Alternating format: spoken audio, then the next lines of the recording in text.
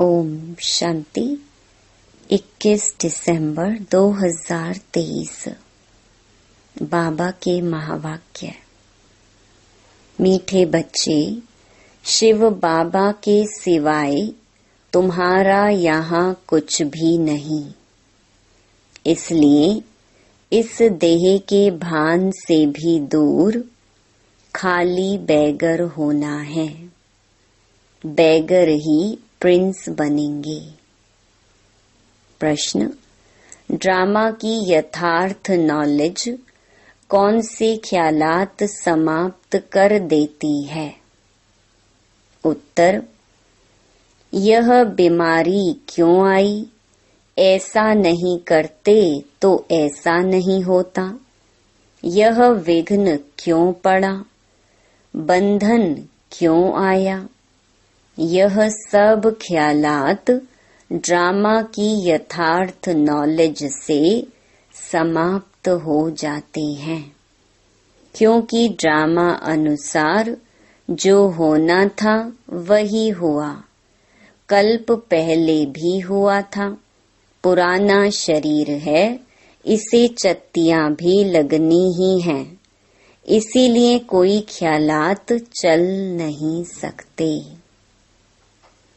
गीत: हमें उन राहों पर चलना है।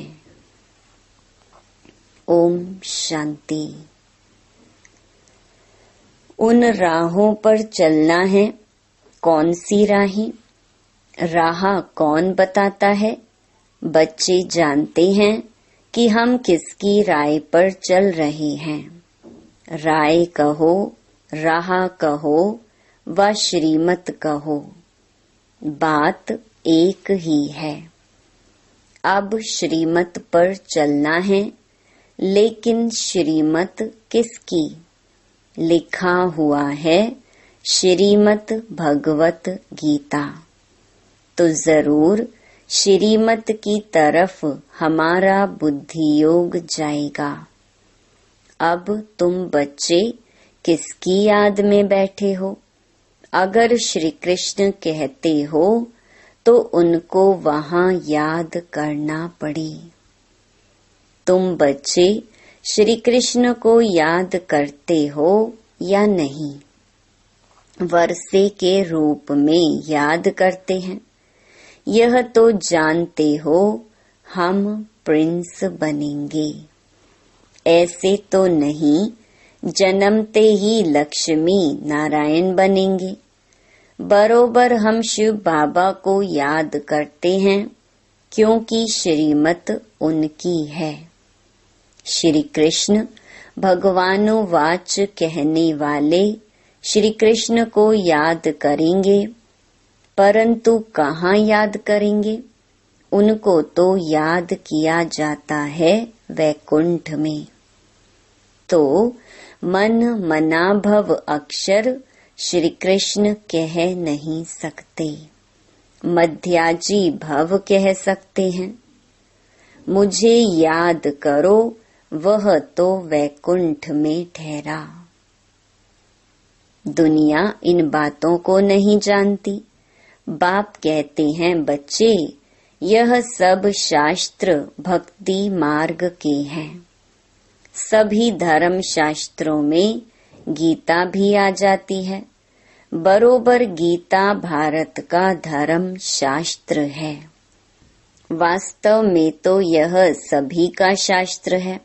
कहा भी जाता है श्रीमत सर्व शास्त्रमयी शिरोमणि गीता, यानी सबसे उत्तम ठहरी।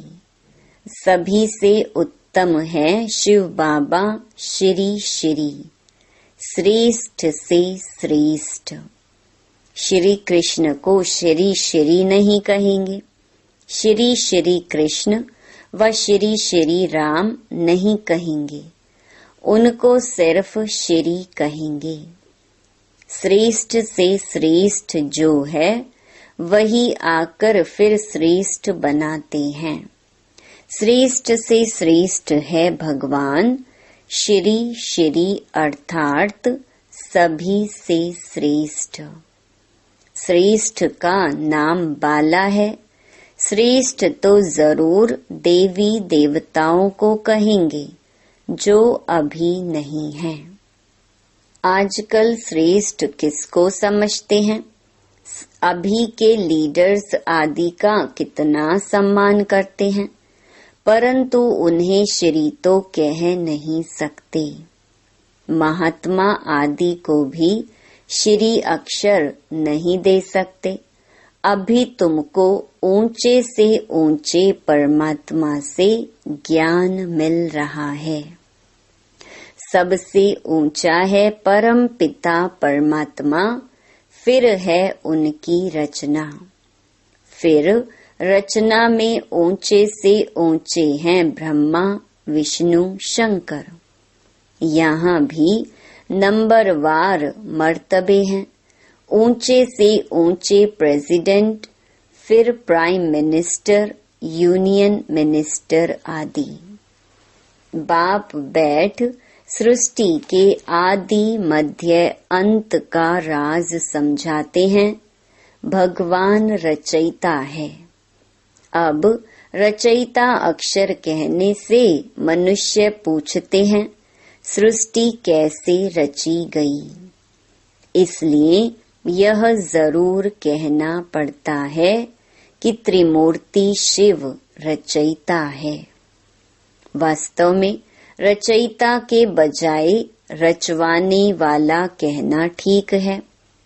ब्रह्मा द्वारा दैवी कुल की स्थापना कराते हैं। ब्रह्मा द्वारा स्थापना किसकी? दैवी संप्रदाय की।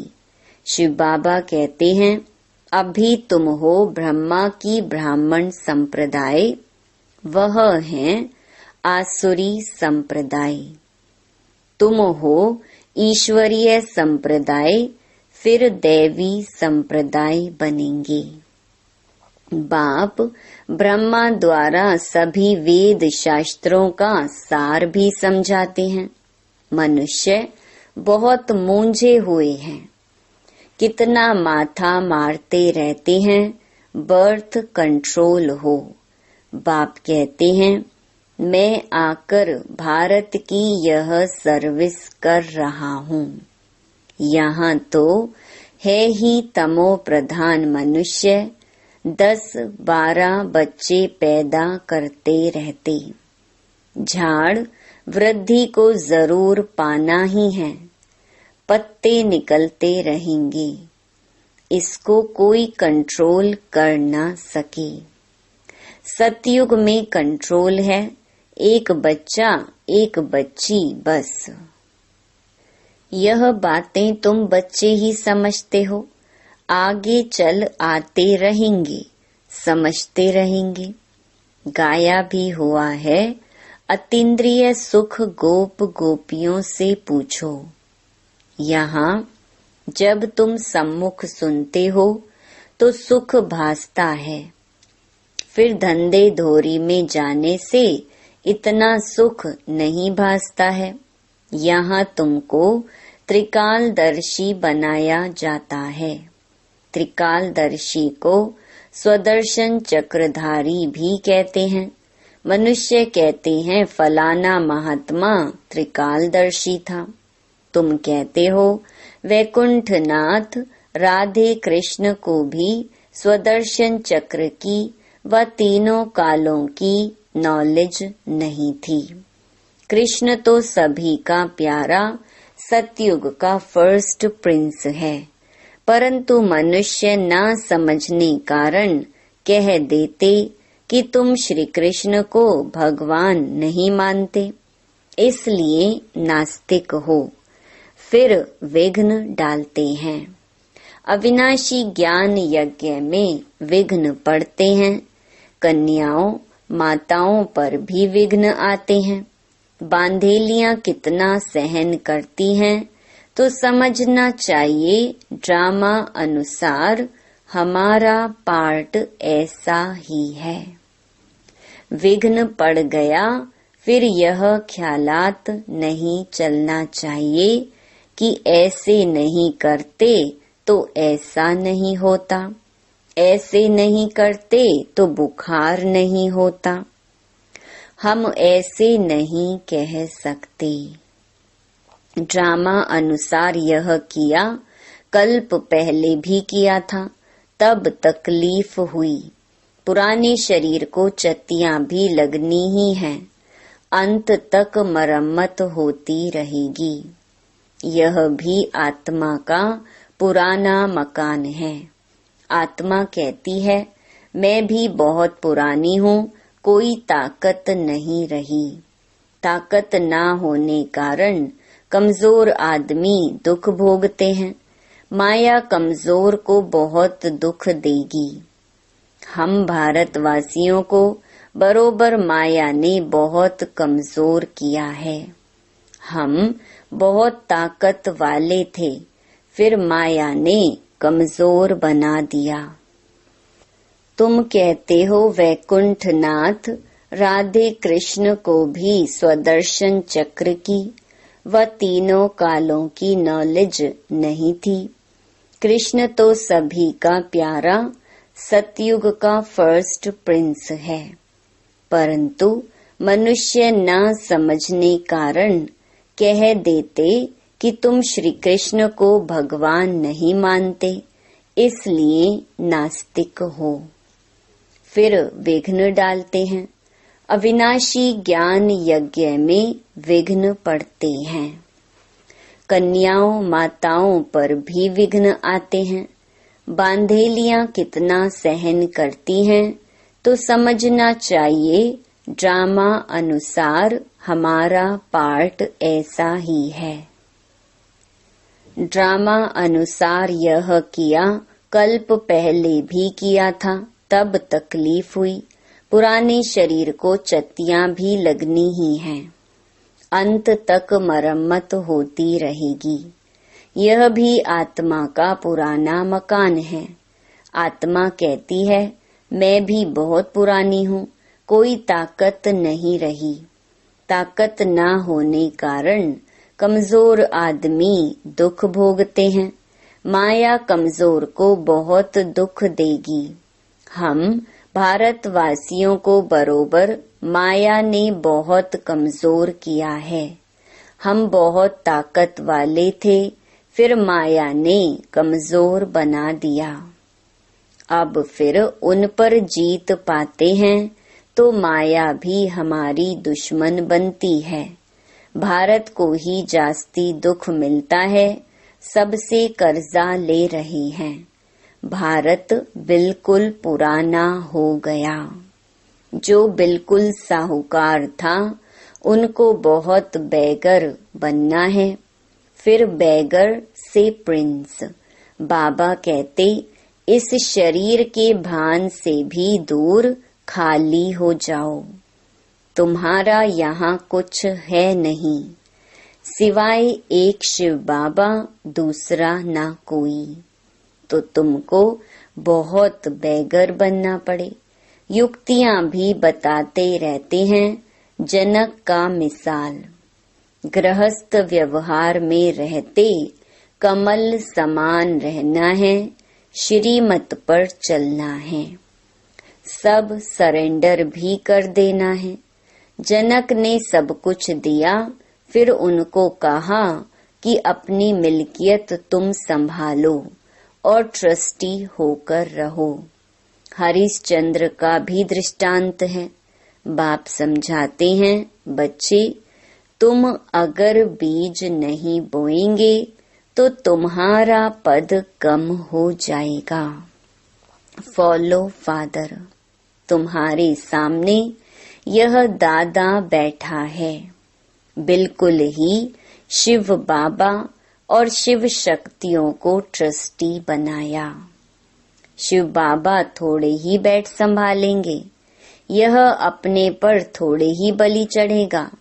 इनको माताओं पर बलि चढ़ना पड़े, माताओं को ही आगे करना है। बाप आकर ज्ञान अमृत का कलश माताओं को ही देते हैं कि मनुष्य को देवता बनाएं। लक्ष्मी को नहीं दिया है, इस समय यह है जगत अम्बा, सतयुग में होगी लक्ष्मी।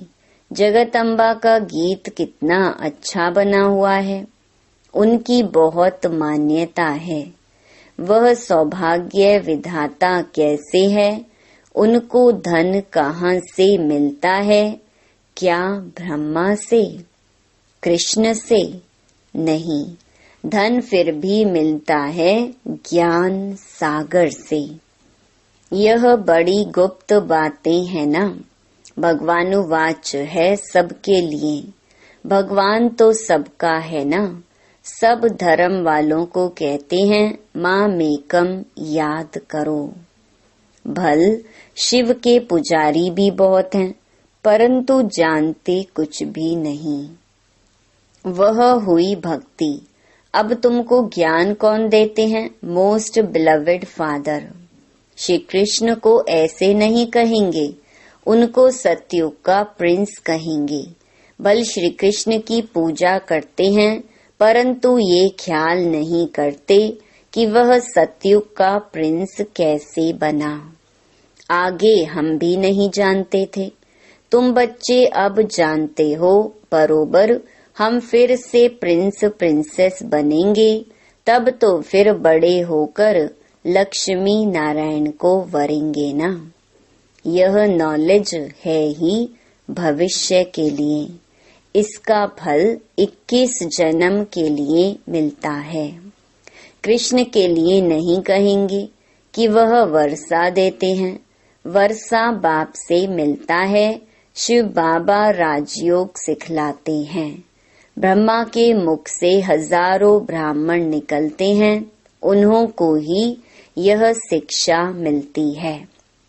सिर्फ तुम ब्राह्मण हो कल्प के संगम युग के, बाकी सारी सृष्टि है कलयुग की।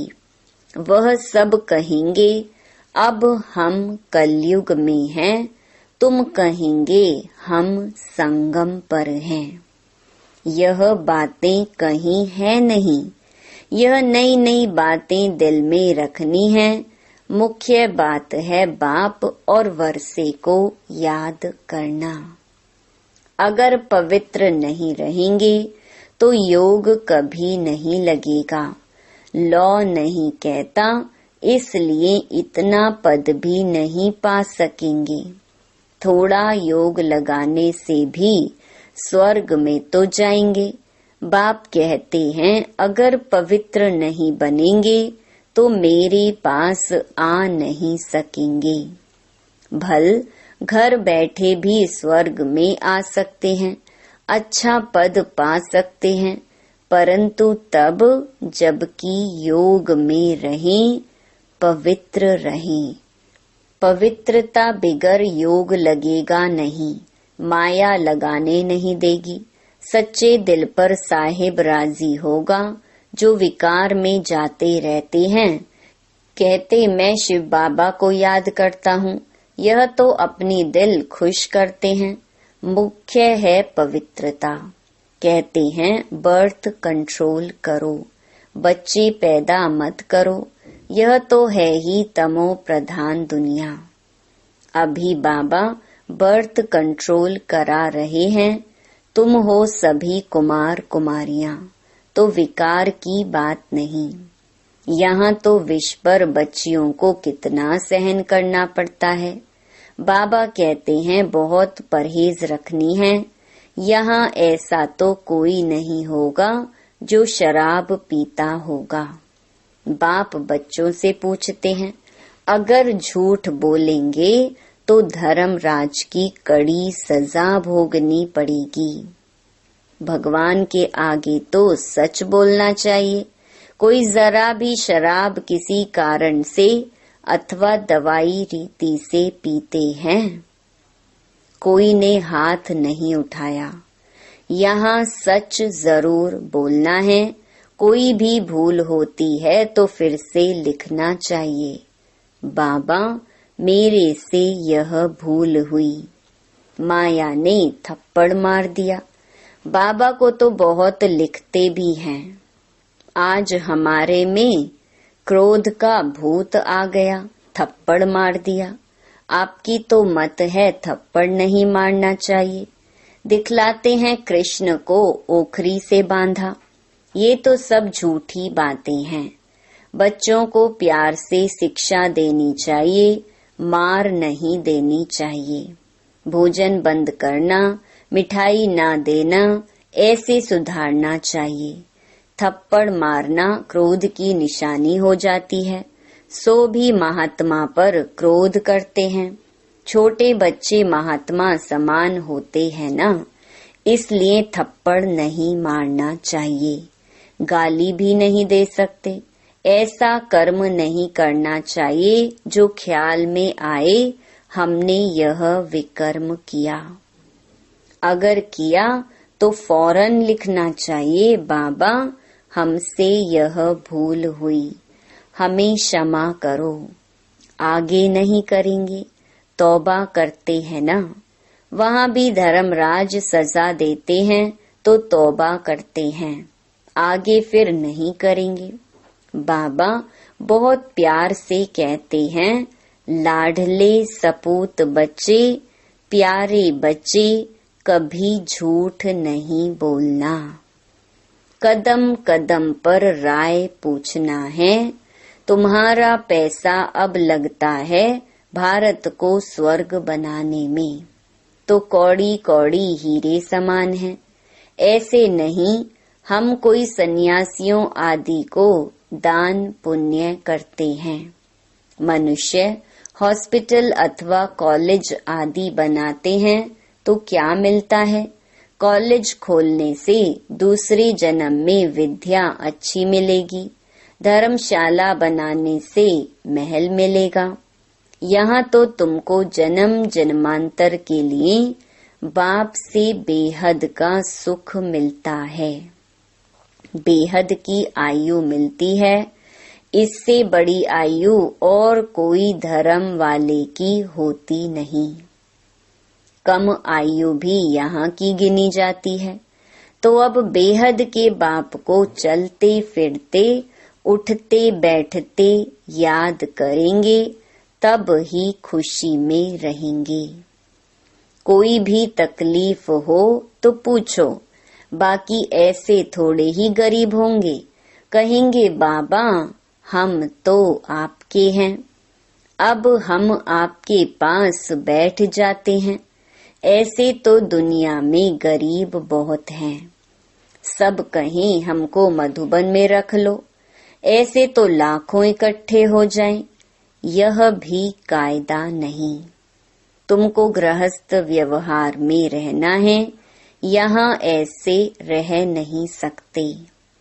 धंधे में हमेशा ईश्वर अर्थ 1-2 पैसा निकालते हैं। बाबा कहते हैं, अच्छा तुम गरीब हो, कुछ भी नहीं निकालो, नॉलेज को तो समझो और मन मनाभव हो जाओ। तुम्हारी मम्मा ने क्या निकाला, फिर वह ज्ञान में भी तीखी है, तन मन से सेवा कर रही है। इसमें पैसे की बात नहीं। बहुत बहुत करके 1 रुपया दे देना, तुम्हें साहूकार जितना मिल जाएगा। पहले अपने गृहस्थ व्यवहार की संभाल करनी है, बच्चे दुखी ना हो। अच्छा, मीठे मीठे सिकिलधे बच्चों प्रति मात पिता बाप दादा का याद प्यार और गुड मॉर्निंग। वंदे मातरम, सलाम वालेकुम, जय जय जय हो तेरी। ओम शांति। धारणा के लिए मुख्य सार। पहला, कोई ऐसा कर्म नहीं करना है जिसके पीछे ख्याल चले तौबा तौबा, पश्चाताप करना पड़े। झूठ नहीं बोलना है, सच्चे बाप से सच्चा रहना है। दूसरा, भारत को स्वर्ग बनाने में अपनी एक एक कौड़ी सफल करनी है। ब्रह्मा बाप समान सरेंडर हो, ट्रस्टी बनकर रहना है। वरदान, हर आत्मा के संबंध संपर्क में आते सब प्रश्नों से पार रहने वाले सदा प्रसन्न चित्त भव। हर आत्मा के संबंध संपर्क में आते कभी चित्त के अंदर यह प्रश्न उत्पन्न ना हो कि यह ऐसा क्यों करता, वह क्यों कहता, यह बात ऐसे नहीं ऐसे होनी चाहिए। जो इन प्रश्नों से पार रहते हैं वही सदा प्रसन्न चित्त रहते हैं। लेकिन जो इन प्रश्नों की क्यू में चले जाते, रचना रच लेते, तो उन्हें पालना भी करनी पड़ती, समय और एनर्जी भी देनी पड़ती। इसलिए इस व्यर्थ रचना का बर्थ कंट्रोल करो। स्लोगन, अपने नैनों में बिंदु रूप बाप को समा लो तो और कोई समा नहीं सकता। ओम शांति।